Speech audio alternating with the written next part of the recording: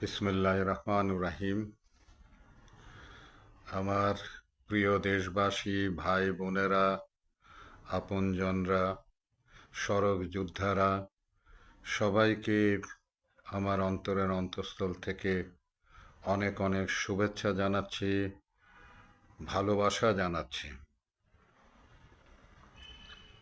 আজকে আবার আসলাম, কারণ এখন তো প্রতিদিনই প্রতিনিয়তই নতুন নতুন জিনিস আসতেছে, যে কারণের জন্য এগুলো আপনাদের সঙ্গে শেয়ার করা দরকার। গাড়ি বিলাস, মানে আপনারা জানেন, আপনারা শুনেছেন এর মধ্যে যে এক একজন উপদেষ্টা দুইটা তিনটা গাড়ি ব্যবহার করছে, এবং খুবই দামি দামি গাড়িগুলো ব্যবহার করছে, এবং এক একটা গাড়ির পিছনে প্রতি মাসে খরচ হচ্ছে 1,00,000 টাকার মতো খরচ হচ্ছে। তো এই যে 1,00,000 টাকা করে খরচ করছে এক একটা গাড়ি, একজন যদি তিনটা গাড়ি ব্যবহার করে, তাহলে তিনটা গাড়িতে মাসে 3 লক্ষ টাকা খরচ করছে। এই অনেক উপদেষ্টা তো আছে যারা কোনোদিন গাড়িও তো বোধহয় ছিল কিনা জানি না।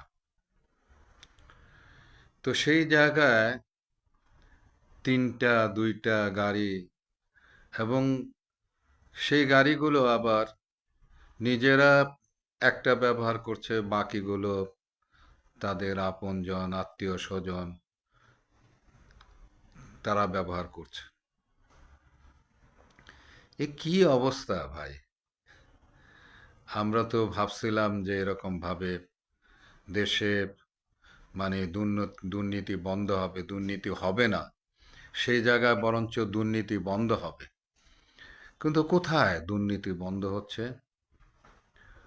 দুর্নীতি তো বন্ধ হচ্ছে না, তো দুর্নীতি তো এরাই করতেছে। তো এই যে এরা আজকে এইরকম ভাবে, মানে এবং একজন উপদেষ্টা নাকি বলেছেনও যে এগুলো আগে যেরকম ভাবে হইতো আমরাও সেইভাবেই করতেছি। তো আগে যেভাবে হইতো সেভাবে করতেছি এরকম যদি করে, তাহলে আগেরটা আমাদের কি খারাপ ছিল? আগেরটা তো আমাদের কোনো খারাপ ছিল না তো। কি আশ্চর্য! কিভাবে, কত বড় সাহস! আবার এই ধরনের কথাও বলে যে আগের আগে যেরকম ছিল সেইভাবেই আমরা চলছি, সেইভাবেই করছি। আগে যারা ছিল তারা তারা সেভাবে চলছে বলেই তো, সেটা আমাদের সহ্য হয়নি বলেই তো আমাদের মধ্যে ক্ষোভ, আমাদের যন্ত্রণার কারণেই তো 5ই আগস্টের এই ঘটনা ঘটেছে। তো সেই জায়গায় তারা বলতেছে যে এরকম ভাবে আগে যেভাবে ঘটেছে সেইভাবেই আমরা চলতেছি। আরে ভাই, এ কেমন ধরনের কথা? আর এত বড় সাহস কি করে হয়? একে তো দুইটা তিনটা গাড়ি ব্যবহার করছে, এক একটা গাড়ির পিছনে 1,00,000 টাকার মতো খরচ হচ্ছে, তারপরে বলতেছে আগে যেভাবে চলছে সেভাবে আমরা এখনো আমরা চলছি। না, কি আশ্চর্য ব্যাপার! যাই হোক, গাড়ির গেল এই অবস্থা। কালকে যে কথা বলেছিলাম যে ইলেকশন, তো ইলেকশনের তো কি হবে, আজকে গাড়ির বিষয়টি মাথায় আসার পর আবার তো যে এর থেকে তো বেরোনোর কোনো রাস্তা দেখছি না। তারপর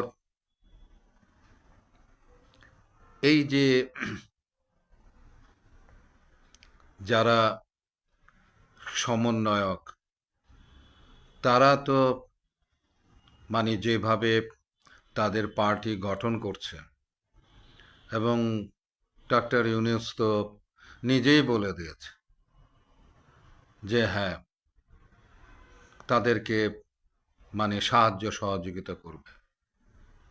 তো তাদেরকে সাহায্য সহযোগিতা করে যদি পার্টি করে দেয়, তাহলে এটা কি আসলে কি দাঁড়াচ্ছে?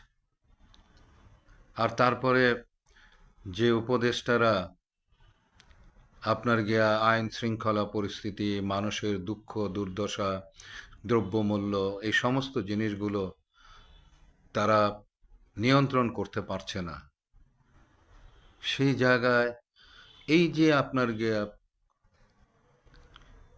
যে আপনার গিয়া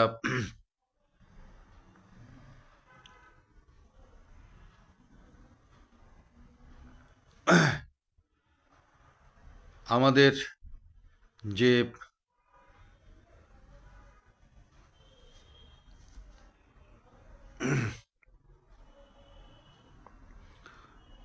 আমাদের যে বিষয়গুলো, এই যে আপনার গিয়া মানে আপনার সংস্কার করার যে বিষয়টি, সংস্কার করার জন্য যে প্রস্তাবনাগুলো দেওয়া হচ্ছে, এগুলো কারা বাস্তবায়ন করবে ভাই? কারা বাস্তবায়ন করবে এগুলো? এই সংস্কার প্রস্তাবগুলো এক একজন এক একটা প্রস্তাব দিচ্ছে, সেগুলো পেশ করা হচ্ছে। যারা আপনার গিয়া আইন শৃঙ্খলা পরিস্থিতি, দ্রব্যমূল্যর পরিস্থিতি, তারপরে আপনার গিয়া চাঁদাবাজি, লুটতরাজ, এই সমস্ত জিনিসগুলো যারা বন্ধ করতে পারছে না, তারা আবার সংস্কার কিভাবে করবে? কিভাবে তারা সংস্কার করবে? আমি তো আসলে আমার আমার মাথায় আসলে ঢুকছে না।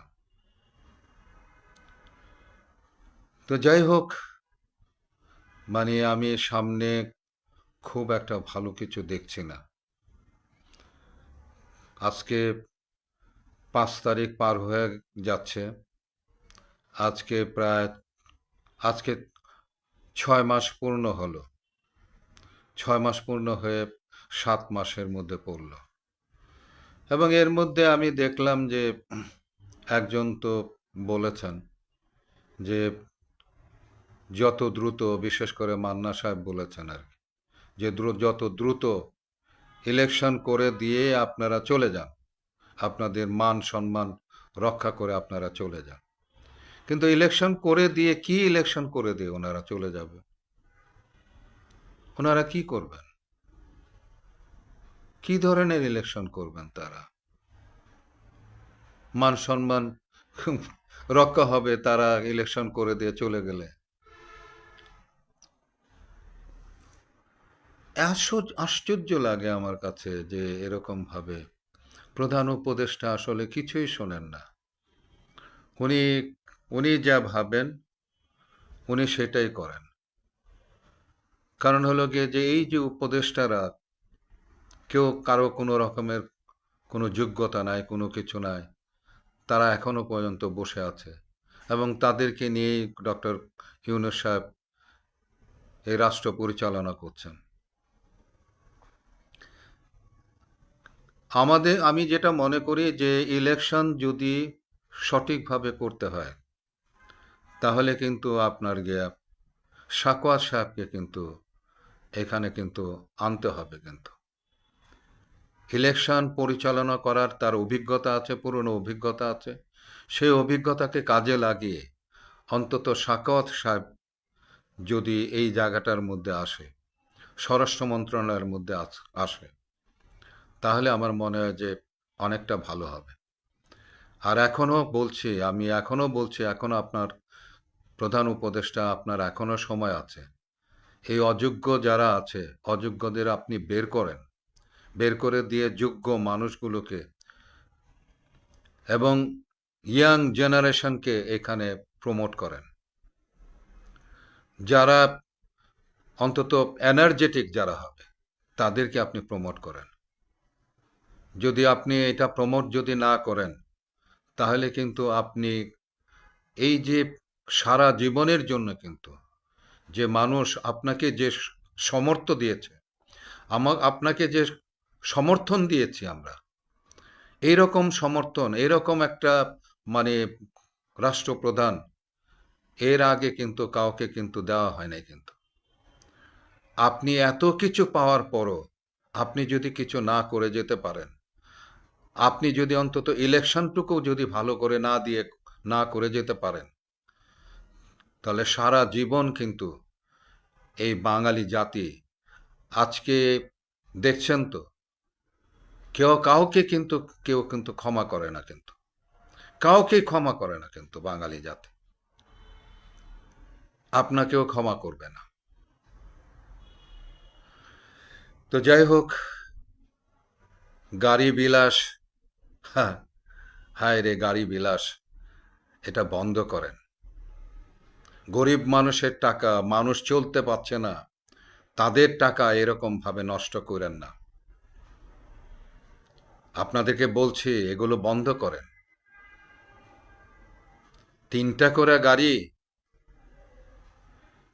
পুরো ফ্যামিলি নিয়ে চলা, এক একজনকে এক একটা দিয়ে দেওয়া, কার টাকার গাড়ি আপনারা ব্যবহার করছেন এরকম ভাবে?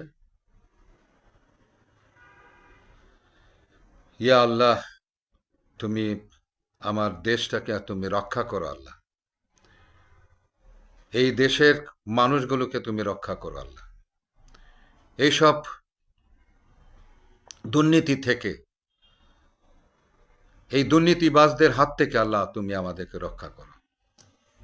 আল্লাহ হাফিজ, ভালো থাকেন। আসসালামু আলাইকুম।